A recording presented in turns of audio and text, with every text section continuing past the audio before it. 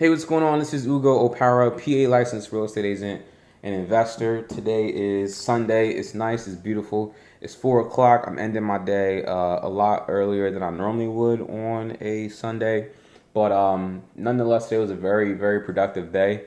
Started off with breakfast with, I guess my circle. We call that billionaire brunch. And we just kind of talked about finances, healthcare, passed back and forth a couple books that we recommended. Then just kind of caught up. I had a friend that recently passed that I buried 2 Fridays ago. And they were just there, kind of just cheering me up and whatnot. So very, very appreciative of that because today was not a good day. Woke up very, very sad, and yeah, but it was good to see my guys and just feel the love and energy and talk money, talk money. So very, very excited about that. Very, very appreciative of that. Then after that, I went floor shopping. So the video that I uploaded before this video was me at Lumber Liquidators and just kind of going over the type of floors that I pick out and why. I don't like anything less than 12 millimeters as far as like thickness is concerned. And I try to be all in on my floors at $2. So if I'm buying it for $1.40, then the underlayment can't be more than 60 cents, right? Or maybe not even. All right, maybe not even. I try to keep it around as close to $2 all in as I possibly can per square feet. And then for the install, I try to keep that at $1 or maybe $1.50 or $2 a square. I try not to go more than $2 a square feet for the install of hardwood floors. So that means on a 2,000 square feet property, I don't want to pay more than. I think on a 2,000 square feet property, if you're paying $2 a square feet, $4,000 to have the floors installed, I think paying any more than that is really, really high. But it depends on what the labor is in your area. But if you're in the Philly area, then it's a high price, man. I don't know about that. And I always try to talk people down because once you start doing volume, and volume doesn't mean you're doing a house every month. Volume just means like you might be doing 4, and then you have a friend that also does 2, and then you have another friend that does 3. So collectively, you guys have the equivalent of someone that does almost 10 houses a year. You know what I mean? And that for a person is enough to see you guys and see that you're moving and be willing to give some sort of a discount or whatever the case may be. But I try to keep my flooring all in at no more than $4 per square feet for all material, all labor, plus taxes, plus underlayment at around $4 a square feet. So on a 2,000 square feet, I don't see myself paying more than $8,000 for floors, period.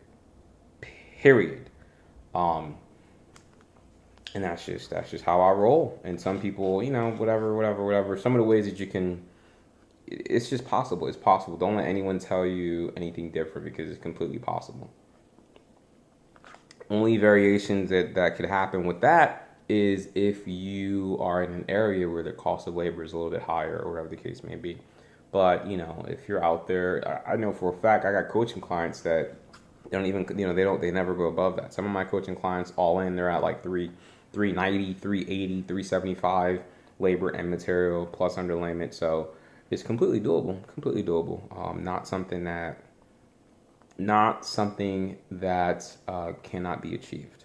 And if someone's telling you that it can't be achieved, then either you're in a different market than where I'm at in Philly, or they just don't know what they're doing.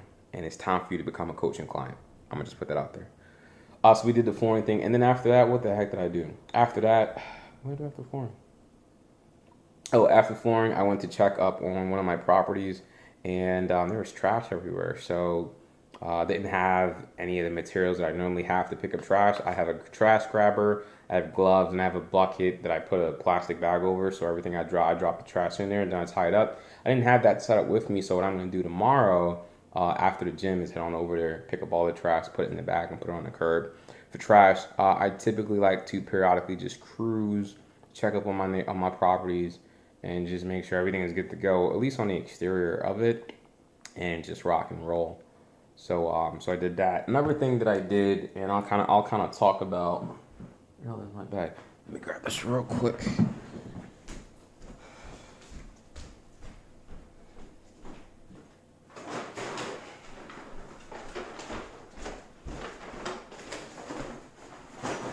Another thing that another thing that I another reason I wanted to go visit the property was because another thing that came in, another thing that I want to talk about today, and I'm not being sponsored or whatever the case may be. I just think I just don't think I don't talk enough about what I'm doing financially or the moves and techniques and everything like that. And what I do is I try to reserve as much as I possibly can for my coaching clients. And let me just put it this way: when you're looking for a bank that you use personally, it's very important that you're banking with a bank that doesn't charge you ATM fees, that doesn't charge you overdraft fees. And if you're going to be carrying a lump sum or a pretty nice balance month after month, then you want to make sure that that account has a very APR that is or APY that is above at least 1.5 or 2%. That's pretty much it. I'm not going to go into detail or drop any names. I kind of leave that for my coaching clients, which is, I mean, rightfully so, right? They're the ones that are paying, so it's right. It's rightfully so. So I did that, and then today, I think we had three coaching calls today, or three consultations, and one of them was just this 27-year-old, and just really enjoyed our conversation, and there's a lot of things, and this is why I love what I do, because so many people get the wrong information, and because of that wrong information, they put this block in their head where like, oh, I can't own property until I have 20% down to save on a property, which isn't true.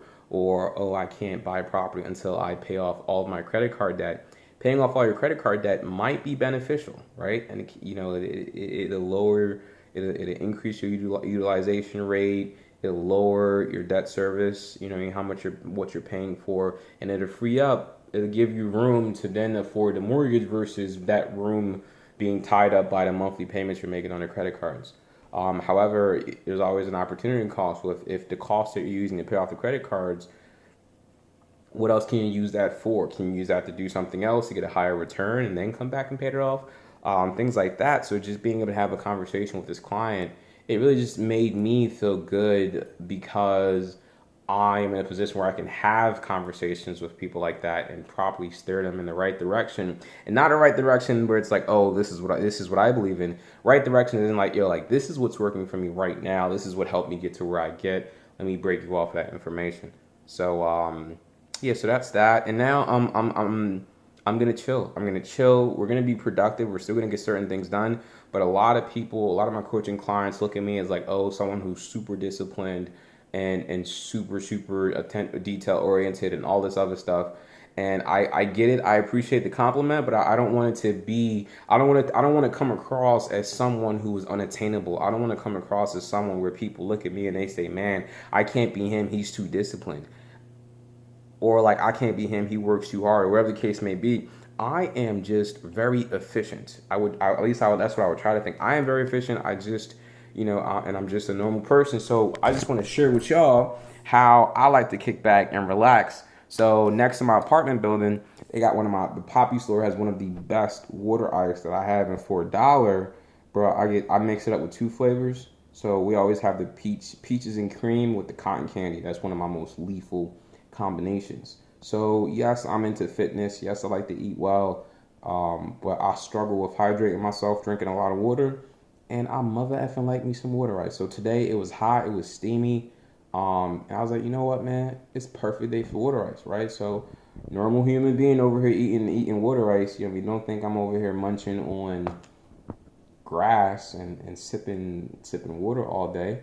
And then most of y'all don't understand or notice, but I'm a big anime guy. Like I don't watch TV, but what I do watch is anime, and a lot of my shows come through or get released on the weekend. So real quick, I'm gonna show y'all one of my all-time favorite. All-time favorite is this joint right here. It's called One Piece. So they just dropped a new One Piece episode 888. But if we dive a little bit deeper, it's another one that came through today. Oh, Attack on Titans is. Let me get a little bit closer because y'all bugging. Attack on Titans came out, so I'm gonna watch that. One Piece over here came out, so I'm gonna watch that. And then Kimetsu no Yaiba over here came out today. I already watched that, John. But yeah, I like anime. So today I might spend 30. I might spend an hour and a half just relaxing, eating a water ice. I doubt that it's gonna last for an hour and 30 minutes, but I'm just gonna chill and relax. And then once I'm done, then I'm gonna get some paperwork out, do some things, do that, whatever the case may be. But I just don't like when people put me on this pedestal and say, oh, well, his work ethic is ridiculous. I can't be him, or he never relaxes. I can't be him, or whatever the case may be. I think those are just cop outs, right? And I just want people to understand that there's nothing that I am doing, there's nothing that I'm achieving, there's nothing that I'm accomplishing financially that none of y'all can replicate. I mean, it's very duplicatable. That's why a lot of people are taking advantage of the coaching, because they see like, yo, he's a regular dude. You know what I mean? One of my guys didn't believe that I drove for Lyft, so I sent them like screenshots of some of the nights that I'm out driving. Like people don't think that I'll roll up my sleeves and get to work. They think I have all this money and I'm just flipping this, and my tenants are paying me all this money. And it's true. I'm flipping and I have tenants, but sometimes times get tough. Like, for example, right now I got burnt at a property that I'm working on. Contractor burnt me for some money, had to fire the contractor and pay someone else the same money to go back and redo what I had already paid the other contractor to do. So now I'm out maybe negative $20,000, right? However, another deal just fell in my lap, and it's a fantastic mother effing deal. Am I gonna walk away from the fantastic effing deal because it's not the right situation because I just got burnt from a contractor? No, I'm gonna stretch myself out, buy this other property, put it on the shelf, grind my butt off to finish this unit, and then just know that we got one lined up already for it. That's what you got to do. I mean, this whole being successful isn't about everything always adding up or everything always going according to plan. It's just life happening and you just reacting to the best of your abilities. You know what I mean? I think one of the things is that most people, y'all don't train yourselves for life to kick you in the butt. I got a friend that just died. I got burnt by a contractor. Another property fell on my lap, and I'm stretching myself super thin to make sure that I don't let go of that opportunity. And I'm just moving with all the blows the best that I possibly can. It's not gonna break me. I'm gonna do everything I possibly can to pull it off.